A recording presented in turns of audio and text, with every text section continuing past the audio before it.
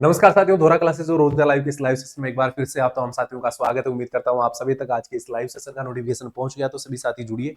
पहले साथियों, आज के इस सेशन में हम बात करेंगे आरबीआई ऑफिस अटेंडेंट की रिक्रूटमेंट को लेकर। आरबीआई ऑफिस अटेंडेंट की रिक्रूटमेंट 2021 में निकली थी, अभी फिर से निकली है। लेकिन इसको लेकर बहुत सारे लोगों में डाउट्स है क्वालिफिकेशन को लेकर कि कौन अप्लाई कर सकता है, क्या खाली 10वीं पास अप्लाई करें, 12वीं पास कर सकते कि नहीं कर सकते, अंडर ग्रेजुएट का क्या मीनिंग है और क्या हमें इस वैकेंसी में रिस्क लेना चाहिए। तो एक्स सर्विसमैन भी इस बात को लेकर पूछ रहे हैं कि सर एक्स सर्विसमैन के लिए क्या कोई अलग से प्रावधान है, इसको लेकर भी बात करेंगे। पहले साथियों, आरबीआई जैसे इंस्टीट्यूट के अंदर आपकी जॉब लगती है तो ये कोई छोटी बात नहीं होगी। आरबीआई ऑफिस अटेंडेंट आपका ऑफिस का जॉब रहेगा, गर्ल्स बॉयज सबके लिए एकदम सेफ है। सामान्य परीक्षा होती है, इसकी कट ऑफ आप देखोगे बहुत ज्यादा हाई जाती है, क्योंकि जो एग्जाम का लेवल है वो एकदम मैट्रिक लेवल का ही होता है। जैसा कि योग्यता आपको दर्शाई गई है उसी के अनुरूप एग्जाम होता है, चाहे वो रीजनिंग हो, चाहे मैथ्स हो, चाहे इंग्लिश हो, चाहे जीके जीएस हो। पहले साथियों, जितना समय आपको दिया गया है ना परीक्षा तक, आप आराम से तैयारी पूरी कर सकते हो और आप इस पेपर को भी निकाल सकते हो, क्योंकि लेवल जो है वो इन डेप्थ नहीं होता, बहुत मुश्किल पेपर नहीं आता है। ऐसे में अगर आप क्वालिफिकेशन में फिट हो तो आपको इसके लिए डेफिनेटली आवेदन करना चाहिए, बिना किसी झिझक के आवेदन करना चाहिए। थोड़ी तैयारी और थोड़ा किस्मत का साथ मिला तो आपका सिलेक्शन हो सकता है। और ऐसे ऐसा बहुत सारे बच्चों ने करके भी बताया है कि सर हमने बहुत लंबी तैयारी नहीं करी, लेकिन हमने डिसीजन सही लिया और उसकी वजह से आज हम सरकारी जॉब में है। तो प्यारे साथियों, आरबीआई ऑफिस अटेंडेंट को लेकर कुछ डाउट्स में इस सेशन में आपके क्लियर करने की कोशिश करूंगा, और जिन बच्चों को नहीं पता है आरबीआई ऑफिस अटेंडेंट के बारे में, वो इस वीडियो को ध्यान से देखें, ध्यान से सुने, ताकि आपको सभी बातें स्पष्ट समझ आए। पहले साथियों, जो भी बच्चे तैयारी करना चाहते हैं आरबीआई का ये बैच ज्वाइन कर सकते हैं। ये बैच हमारा एक महापेक है जिसके अंदर आपको सब कुछ मिलेगा, classes, notes, test series, quiz, MCQs, subjective test series, सब कुछ रहेगा। बैच का उद्देश्य कम से कम समय में बहुत अच्छे तरीके से, स्मार्ट तरीके से आपकी प्रिपरेशन करवाना। और इस बैच की अभी जो कीमत है वो 1599 की जगह लॉन्चिंग ऑफर में मात्र और मात्र 599 है। लेकिन ध्यान रखिएगा, ये 300 बच्चों के लिए प्यारे साथियों ऑफर निकाला गया है, और ये सहायता के लिए नंबर है जिस पर आप सहायता प्राप्त कर सकते हैं। आप सुबह 9 से शाम को 5 बजे तक फोन कॉल कर सकते हैं, बाकी समय में आप व्हाट्सएप कर सकते हैं। प्यारे साथियों, नोटिफिकेशन आउट हो चुका है, टोटल आपकी 572 पोस्ट पर ये रिक्रूटमेंट निकाली गई है। इसके बाद में हम बात करें तो ऑनलाइन एप्लीकेशन फॉर्म आपके 15 जनवरी से 4 फरवरी तक चलने वाले हैं। तो 4 फरवरी से पहले पहले आप आवेदन कर सकते हो, और परीक्षा देखिए 28 फरवरी और 1 मार्च को परीक्षा आपको दी गई है, ठीक है। अब यहां पर आप टाइम कैलकुलेट करिए, जितना टाइम आपके पास में है ना, आप अगर डेडिकेशन से तैयारी करते हैं, बैच के माध्यम से सभी टॉपिक्स पढ़ लेते हैं, सभी सब्जेक्ट में बैलेंस बना लेते हैं, तो आपका सिलेक्शन इसमें 100% हो सकता है। टोटल वैकेंसी की डिटेल आपको यहां पर दी गई है। अच्छा, एक ये भी काफी बच्चों का डाउट था कि सर क्या अदर स्टेट वाले आवेदन कर सकते हैं? तो बिल्कुल कर सकते हो, क्योंकि इनके ये जो आपको रीजनल ऑफिसेस दी गई है, इनके अंदर दो दो स्टेट को मर्ज किया हुआ है। तो ऐसे में ऐसा नहीं है कि हरियाणा इसमें नहीं दिखा रखा है तो हरियाणा वाले आवेदन नहीं कर सकते, कर सकते हैं।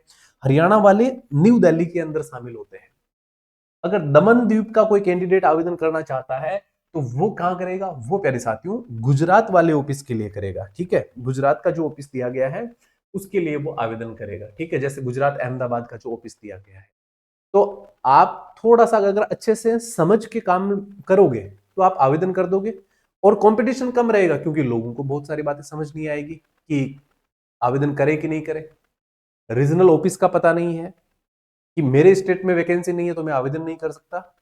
तो चीजों को थोड़ा सा अच्छे से समझोगे तो आप एलिजिबिलिटी को समझ पाओगे। देखिए यहां पर क्या बताया गया है कि क्वालिफिकेशन जो है वो वैसे तो आपको 10th पास दी गई है।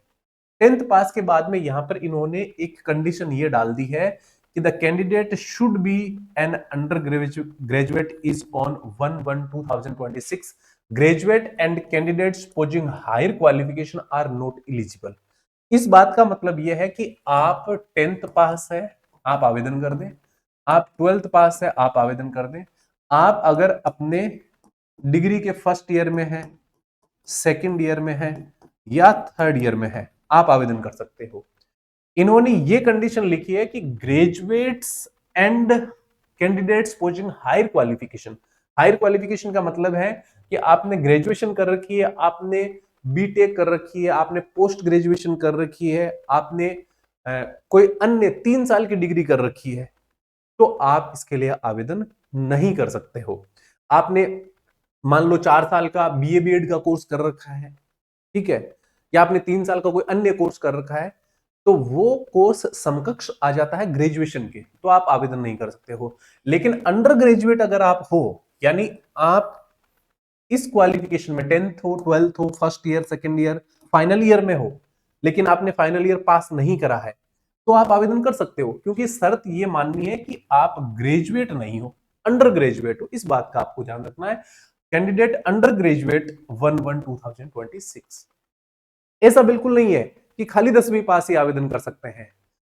आरबीआई को ये तो पता है कि जो बच्चा 10वीं पास करा है वो कुछ ना कुछ तो कर ही रहा होगा, वो 11th में होगा, वो 12th में होगा, या वो फर्स्ट ईयर में होगा। खाली 12th पास का मतलब तो ये हो गया कि जिन्होंने खाली 12th पास करके छोड़ दिया पढ़ाई, वही अप्लाई कर सकते हैं। खाली 10th का तो मतलब यही हो गया कि खाली 10th पास अगर लेओगे तो ऐसे बच्चे जो 10th पास करके पढ़ाई छोड़ चुके हैं, खाली हम उनकी भर्ती करेंगे। तो ऐसा बिल्कुल नहीं है। आगे अंडर ग्रेजुएशन आपका रहना चाहिए, ग्रेजुएशन पास आप नहीं हो, इस बात का आपको इसमें स्पष्ट बोला गया है। एक्स सर्विसमैन को यह बोला गया है कि अगर आप 10वीं पास है, एसएससी मैट्रिकुलेशन पास है, फिर दिया है rendered at least 15 year of defence service, और आपने 15 साल की सेवा कर दी है एक्स सर्विसमैन के तौर पर, और अब आप जो है रिटायर हो चुके हैं 15 साल की सेवा के बाद में, तो आप आवेदन कर सकते हो। लेकिन ये इसमें शर्त है, they have not graduate outside the arm force. Army से बाहर वो ग्रेजुएट नहीं होने चाहिए, यानी आर्मी के तहत आपने कुछ भी क्वालिफिकेशन प्राप्त करी है, आप इलिजिबल हो। आर्मी के आउटसाइड, जैसे आपने जो है रिटायरमेंट ले लिया और फिर आपने कॉलेज कर ली, तो आप इलिजिबल नहीं हो। आर्मी में रहते हुए आपने कोई कोर्स सर्टिफिकेट कुछ भी करा है, आर्मी बॉडी के तहत कुछ करा है, तो कोई दिक्कत वाली बात नहीं होगी, ठीक है। तो ये एक्स सर्विसमैन वाले भाइयों को मैंने बात बता दी है। इसके बाद में इन्होंने ये बोला, candidate applying to a recruiting office should be proficient in the language know to read, write, speak and understand the language state and union territory. कि आप जिस रीजनल ऑफिस से अप्लाई करोगे, उस रीजनल ऑफिस की जो लैंग्वेज है वो आपको आनी चाहिए, क्योंकि एग्जाम पास करने के बाद में एक छोटा सा आपका लैंग्वेज प्रोफिशिएंसी का टेस्ट होगा। सर उसमें क्या होता है, उसमें आपको एक पैसेज रीड करने के लिए दिया जाएगा कि भैया ये पैसेज पढ़ो, इस पैसेज को देखकर 4 सवालों के उत्तर लिखो, कोई बात बताओ, कोई कहानी बताओ, इस तरह से। यानी रीड, राइट और स्पीक, ये तीनों टेस्ट आपके लिए जाते हैं लैंग्वेज प्रोफिशिएंसी टेस्ट के अंदर, ठीक है। इसके बारे में मैं और डिटेल से आपको बताऊंगा, चिंता मत करना, ये वाला एकदम बेसिक होता है, ठीक है। इसके बाद में 18 से 25 वर्ष एज लिमिट है, तो एज लिमिट को देखते हुए, क्वालिफिकेशन को देखते हुए कंपटीशन प्यारे साथियों इसमें कम रहेगा। 10वीं पास, 12वीं पास अंडर ग्रेजुएट वालों के लिए अच्छी अपॉर्चुनिटी है, और जो अंडर ग्रेजुएट तक के कैंडिडेट्स है वो बहुत ज्यादा ऐसे कंपटीशन के अंदर तैयारी नहीं कर चुके होते हैं। आफ्टर ग्रेजुएशन लोग ज्यादा डेडिकेशन के साथ में तैयारी करते हैं, वो एसएससी सीजीएल वगैरह की, सीएचएसएल वगैरह की, या ग्रेजुएशन के बाद में ही तैयारी की सीरियसनेस बच्चों में ज्यादा देखने को मिलती है। 10वीं 12वीं वाले कॉलेज वालों में कोई ज्यादा मोटा डिफरेंस नहीं होता है। आप अपने आसपास के लोगों से पूछ लो, कोई कॉलेज जा रहा है उसको जीके का सवाल पूछ लो, आप कोई 12वीं कर रहा है उससे जीके का पूछ लो, कोई 10वीं करके बैठा उसको पूछ लो, उनमें बड़ा डिफरेंस आपको नजर नहीं आएगा। कहने का मतलब यह है कि आप इस बात से मत डरना कि भाई इसमें तो वो लोग ही सिलेक्ट होंगे जिन्होंने पहले तैयारी कर रखी है। पहले सबकी एक जैसी होती है ना। आप जैसे हो वैसे ही दुनिया को समझा करो, ताकि आपको इस बात से लेकर डिमोटिवेशन ना मिले, ठीक है, कि मेरी तैयारी कैसी है।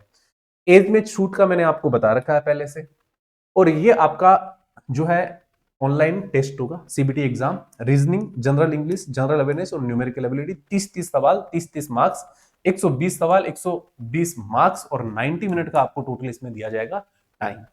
और उसके बाद में हम बात करें तो लैंग्वेज प्रोफिशिएंसी का एक अलग सेशन आएगा पूरा, जिसमें मैं आपको डिटेल से बताऊंगा। सैलरी मैंने आपको बता दी, सैलरी जो है वो वैसे तो 24,250 है, लेकिन ऐसा सुनने में आ रहा है कि ये जो सिलेक्शन होने के बाद में जो आपकी सैलरी है अटेंडेंट विल बी अप्रोक्सीमेटली 46,029 रुपए पर मंथ। ये आपकी जो है ना ग्रोस सैलरी जो है वो बनने वाली है, ठीक है। देखो 8% initial monthly gross emoluments without HRA for office attendant will be approximately 46,000। मैंने आपको 24,000 पिछली बार बता दिया था, लेकिन इसके अंदर जो है 8% जो ये लोग पूरा इनका पैकेज बनता है सैलरी का, सब कुछ मिला मुलू के वो 46,000 रुपए बनता है। तो सैलरी ये मत सोचना कि 24,000, बल्कि 46,000 रुपए आपकी जो सैलरी है वो इसके अंदर रहने वाली है। और हाउस रेंट अलाउंस आपको 15% दिया जाएगा, ठीक है, और क्वार्टर भी आपको मिलेगा। और application fees general OBC EWS के लिए 450 रुपए प्लस जीएसटी है, एससी एसटी वालों के लिए 50 रुपए प्लस जीएसटी है। इसके बाद में प्यारे साथियों हम आगे बात करें तो आपका इंग्लिश हिंदी दोनों में एग्जाम होगा, ठीक है, ऐसा नहीं है कि एक ही भाषा में एग्जाम होगा। और बेहतरीन तैयारी के लिए आप डिले मत करिए, शीघ्र अतिशीघ्र इस ऑफर का लाभ उठाएं। 1599 की जगह 599 में बैच ज्वाइन करें घर वालों के, और अपने पैसों की बचत करें। अभी से आज से ही अपनी तैयारी को शुरू करें, क्योंकि समय आपके पास में एकदम लिमिटेड दिया गया है, ठीक है। तो चलिए, मेरी मुलाकात आप लोगों से आगे नए सेशन में होगी, तब तक आप इसी प्रकार लगे रहिए, बने रहिए, मेहनत करते रहिए। आपका कोई भी डाउट आप कमेंट बॉक्स में लिख दीजिए, नेक्स्ट वीडियो सेशन में मैं आपको रिप्लाई करूंगा। आप नए हैं तो चैनल को जरूर सब्सक्राइब करें। धुरा क्लासेस अपना जो सेकंड प्लेटफॉर्म है उसके ऊपर इसकी जो रेगुलर क्लासेस है उसकी प्लानिंग चल रही है, तो क्लासेस आपको रेगुलर मिलना स्टार्ट हो जाएगी, यहां पर भी प्रैक्टिस सेशन के रूप में, ठीक है। आप सभी को थैंक यू, धन्यवाद। जय हिंद, जय भारत।